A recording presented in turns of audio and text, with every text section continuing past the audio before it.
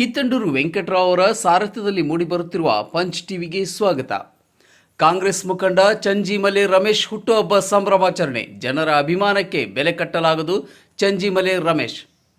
Kolar DCC bank ನಿರ್ದೇಶಕರು ಹಾಗೂ ಕಾಂಗ್ರೆಸ್ ಮುಖಂಡರಾದ ಚಂಜಿಮಲೆ ರಮೇಶ್ ಅವರ ಹುಟ್ಟುಹಬ್ಬವನ್ನು ಅವರ ಅಪಾರ ಅಭಿಮಾನಿಗಳು ಸ್ವಗ್ರಾಮ ಚಂಜಿಮಲೆ ಗ್ರಾಮದಲ್ಲಿ ಸಡಗರ ಸಂಭ್ರಮದಿಂದ ಆಚರಣೆ ಮಾಡಿದರು.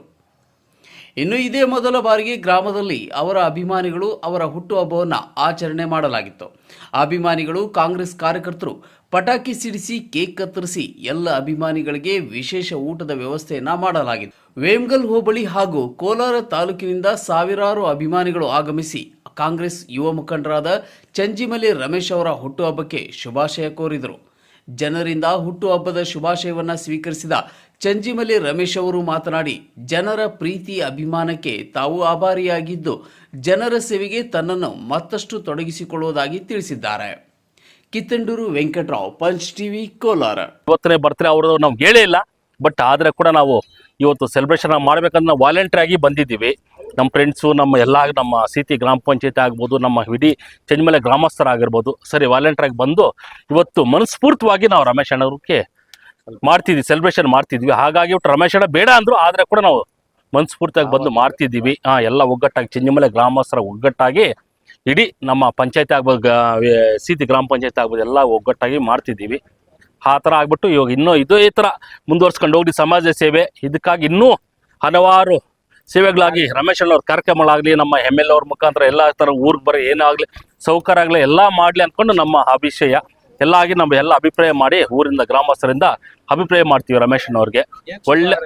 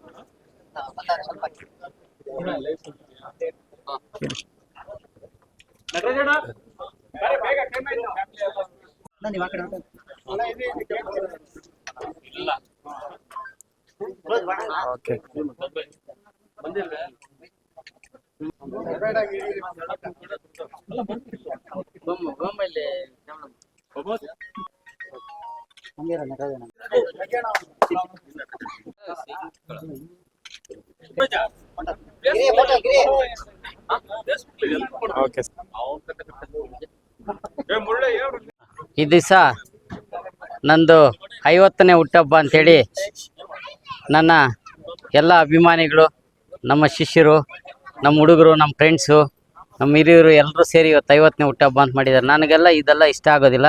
ಯಾಕಂದರೆ ಯಾರಿಗಾದ್ರೂ 4 ಜನಕ್ಕೆ ಇದೇ ದುಡ್ಡನ್ನ ಬಡವ್ರು ಕೊಡೋದಾಗಲಿ, ಇಲ್ಲ ಹಾಸ್ಪಿಟ್ಲಿಗೆ ಕೊಡೋದಾಗಲಿ, ಇಲ್ಲ ಹಣ್ಣಂಪ್ಲು ಕೊಡೋದಾಗಲಿ ಅದು ಮಾಡಬೇಕು. ಇದುವರೆಗೂ ನಾನು ಮಾಡ್ಕೊಂಡೇ ಬರಲಿಲ್ಲ. ಇವತ್ತು ಕೂಡ ನಾನು ಮಂತ್ರಾಲಯ ಕೊಟ್ಟೋಗಿದ್ದೆ. ನಮ್ಮ ಬರೋಷ್ಟೊಳಗೆ ಇದೆಲ್ಲ ಮಾಡಿದ್ದಾರೆ. ಫೋನ್ಗಳ ಮೇಲೆ ಫೋನ್. ನಾನು 2 ದಿವಸ ಎಲ್ಲಾದ್ರೂ ಹೋಗೋಣ ಅಂತ ಆಚೆ ಹೋಗಿದ್ದೆ, ದೇವಸ್ಥಾನ ನೋಡ್ಕೊಂಡು ಬರೋಣ, ಇದೆಲ್ಲ ಬೇಡ ಅಂತ. ಆದರೂ ನಮ್ಮ ಶಿಷ್ಯರು, ನಮ್ಮ ಹುಡುಗರು, ನಮ್ಮ ಅಭಿಮಾನಿಗಳೆಲ್ಲ ಸೇರಿ ಇವತ್ತು ಹುಟ್ಟುಹಬ್ಬ ಮಾಡಲೇಬೇಕಣ್ಣ, ನೀನು ಬರಲೇಬೇಕು ಅನ್ನೋ ಮಂತ್ರಾಲಯದಿಂದ ಇಲ್ಲಿಗೆ ಬಂದೆ. ಬರೋಷ್ಟೊಳಗಾಗಿ ಅವರೆಲ್ಲ ಅವ್ರಿಗೆ ಅದ್ದೂರಿಯಾಗಿ ನನಗೆ ಸ್ವಾಗತವನ್ನು ಕೋರಿ ಇವತ್ತು ಹುಟ್ಟುಹಬ್ಬವನ್ನು ಅವರೇ ಕೇಕೆಲ್ಲ ತಂದು ಆಚರಿಸಿದ್ದಾರೆ. ಅವರಿಗೆ ಮೊದಲನೇಯಾಗಿ ನಾನು ಹೃದಯಪೂರ್ವಕ ಧನ್ಯವಾದಗಳನ್ನ ಎಲ್ಲರಿಗೂ ಅರ್ಪಿಸ್ತಾ ಇದ್ದೇನೆ. ರಮೇಶ್ ಅಣ್ಣನ್ಗೆ, ರಮೇಶ್ ಅಣ್ಣನ್ಗೆ, ರಮೇಶ್ ಅಣ್ಣನ್ಗೆ.